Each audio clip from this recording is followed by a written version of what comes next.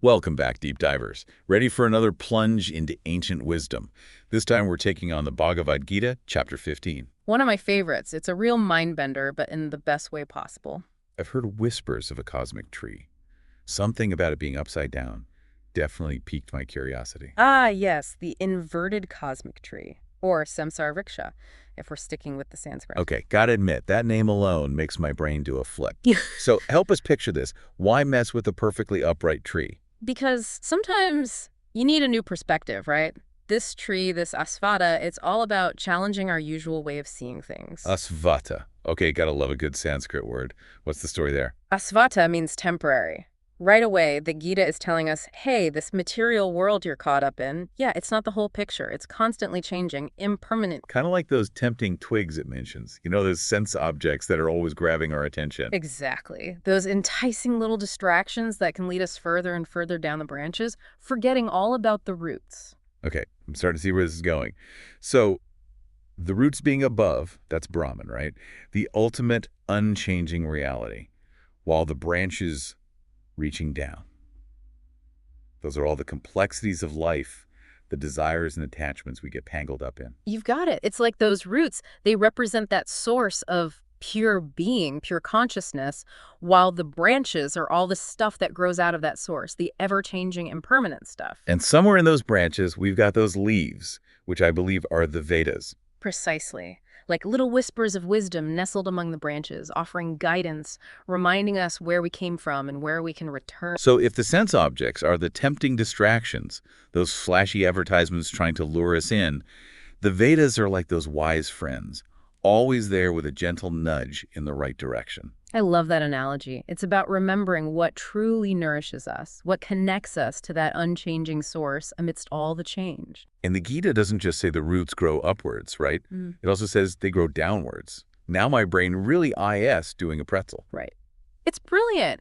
We have this choice, you see, to get entangled in those downward growing roots, clinging to desires and attachments, Buddy?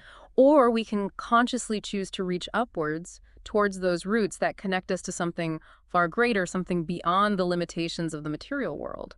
Okay, that makes sense. But how do we even begin to make that choice? We're talking about ancient wisdom here, but I'm living in a modern world with very modern distractions. And that's where the real work begins. It's not about becoming some kind of renunciate living in a cave and ignoring the world. Ooh, good to know. Not sure I could rock the whole cave-dwelling thing. It's about an internal shift, an understanding of where our true fulfillment lies. And that's where the three gunas come into play. The gunas, okay, those always make my head spin a little. Can you give us the SparkNotes version without, launching into a full-blown philosophy lecture? Absolutely. Think of them like qualities of nature that influence how we experience the world. We've got sattva representing purity, harmony, that sense of inner peace. Then there's rajas, all about action, passion, but also that restlessness, that drive that can sometimes lead to burnout. And then there's Tamas, that feeling of inertia, of being stuck, of ignorance and darkness. Now, we all have a mix of these gunas within us, but the key is to cultivate more sattva. makes sense. More peace, harmony, balance. Who wouldn't want that? Yeah. But how do we actually do that? How do we cultivate more sattva in a world that often feels like it's pulling us in the opposite direction? That's the million-dollar question. And the beauty is the Gita offers us a roadmap. It starts with understanding how these gunas influence us and then making conscious choices that align with the qualities we want to cultivate. So it's not about eliminating the other gunas entirely, but about finding that sweet spot, that balance point. Precisely. And the more we understand this delicate dance of the gunas, the better equipped we are to navigate those branches of the cosmic tree, those ups and downs of life. This is fascinating stuff. But I have to ask, if we're talking about this cosmic tree, this cycle of birth, death, rebirth, that's samsara, right? How do we ever escape? How do we cut down this tree and break free? That's the big question, isn't it? And the Gita, it doesn't just leave us hanging there, wondering how to chop down cosmic tree. Ew, good, because I was about to ask where to find a saw that big. Right. But seriously, the Gita offers a tool, a way to break free. The acts of non-attachment. Okay, non-attachment.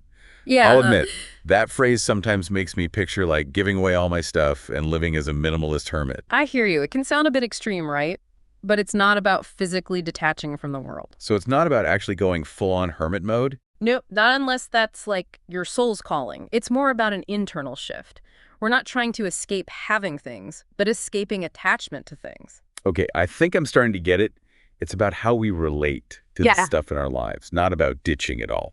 Exactly. The Gita reminds us happiness, it doesn't come from clinging to those external things. Those are just branches on the tree, remember? Right, those tempting twigs. So, if clinging to things doesn't bring lasting happiness, what does? What are we supposed to be cultivating instead? This is where it gets really interesting. The Gita talks about seeking refuge in the primeval Purusha. The primeval what? Oh, okay, you're going to have to break that one down for me. It sounds pretty intense. Don't worry, it's not as complicated as it might sound. Primeval Purusha, you can think of it as the source of it all, the ultimate reality, the cosmic self, whatever resonates. The point is, it's not some distant deity, it's something that's present within each of us. So not an old dude with a beard on a cloud somewhere. Not unless you're really into that kind of imagery, but no, this is about tapping into something much closer to home, something that's already present within you, within everyone, like a seed of pure consciousness. Okay, that makes a lot more sense. So if we're all connected to this primeval Purusha, this source of everything, why does it feel so distant sometimes? That's the million-dollar question, isn't it? And the Gita offers some clues. Remember how Krishna describes that ultimate reality? He says it's not illuminated by sun, moon, or fire. Wow, yeah, that's a powerful image. It's like we're talking about a completely different kind of perception here. Exactly. It's a reality that exists beyond the reach of our senses, beyond our usual way of experiencing the world. So if it's beyond our senses, how do we even begin to grasp it? Well, the Gita suggests that by stilling the mind, through meditation and other practices, we can start to experience that reality directly. So it's about quieting that constant chatter in our heads, all those thoughts and worries and to-do lists, and tuning into something deeper. Exactly. And it's not easy. The mind, it loves to wander, to get caught up in stories and distractions. Oh, tell me about it. Some days, my mind feels like a popcorn machine on overdrive. Right. But with practice, with patience, we can train the mind to become more focused, more still. And in that stillness, we start to open ourselves up to a whole new way of experiencing the world, a world that's not separate from that primeval Purusha, but an expression of it. I love that image of the mind as a still pond.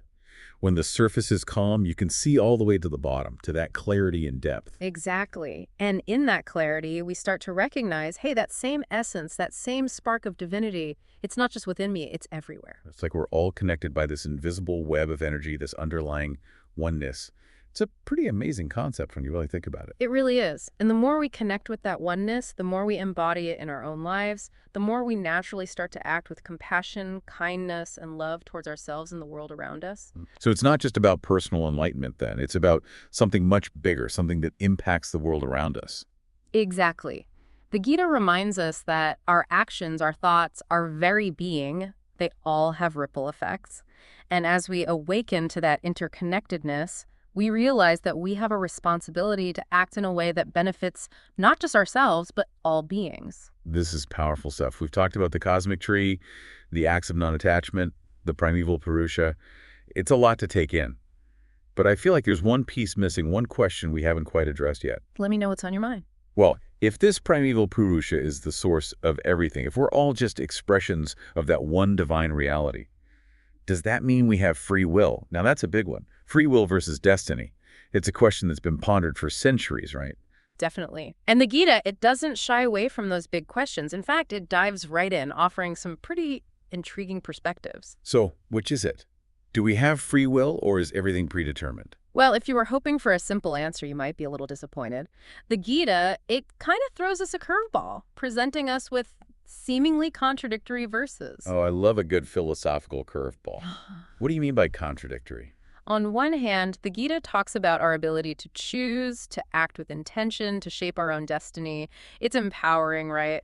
But then there are those verses that suggest that everything is already decided, that we're just playing out roles in some grand cosmic play. Okay, yeah, I see where you're going. A bit of a head scratcher, right? On one hand, we have free will. On the other, it's all predetermined. Exactly. And it's easy to get caught up in trying to reconcile these two seemingly opposing views. But what if, and here's where things get really interesting, What if it's not about choosing one side over the other? Oh, I like where you're going with this. Yeah. You're saying it's not an either-or situation. Exactly. Maybe it's about recognizing that our human minds, they love to categorize, to label, to put things in neat little boxes. But the reality is the universe, it doesn't always fit into our boxes, does it? That's for sure. The more we learn, the more we realize how much we don't know. Precisely. So maybe, just maybe, these seemingly contradictory verses, they're inviting us to expand our understanding, to consider that maybe both can be true simultaneously. Okay, now you're really blowing my mind. But how can both be true? Hmm. How can we have free will if everything is already predetermined? What if it's less about how and more about accepting that the nature of reality, it might be far more complex, more nuanced, more mysterious than we can fully grasp with our limited human minds? What if both free will and destiny are part of a greater dance, a cosmic interplay that we're just beginning to glimpse? So it's not about figuring out the right answer, but more about holding space for the mystery, for the unknown. Exactly. And maybe in that space of not knowing, of accepting that some things might always remain a mystery, we can finally relax, let go of the need to control, to have all the answers. A humbling thought, isn't it? To acknowledge that there's so much we don't know, so much that's beyond our comprehension. But there's a freedom in that too, isn't there? A freedom to simply be present, to embrace the journey with all its twists and turns. Precisely. And maybe that's the greatest lesson the Gita has to offer. It's not a set of rules to follow or a puzzle to solve. It's an invitation to awaken to the mystery, to the wonder of existence itself. This has been quite the deep dive. From a cosmic tree growing upside down to the dance of free will and destiny, Chapter 15 of the Bhagavad Gita definitely keeps us on our toes. It certainly does. It's a chapter that invites us to question our assumptions, to look deeper, to explore the nature of reality itself. And for you deep divers listening in, what resonated with you today? Did you have any aha moments? Share your thoughts, your questions, your reflections. We'd love to hear from you. And remember, this is just the beginning of the journey. Keep exploring, keep asking those big questions, and most importantly, keep an open mind. Beautifully said. Until next time, deep divers, keep those minds curious and those hearts open.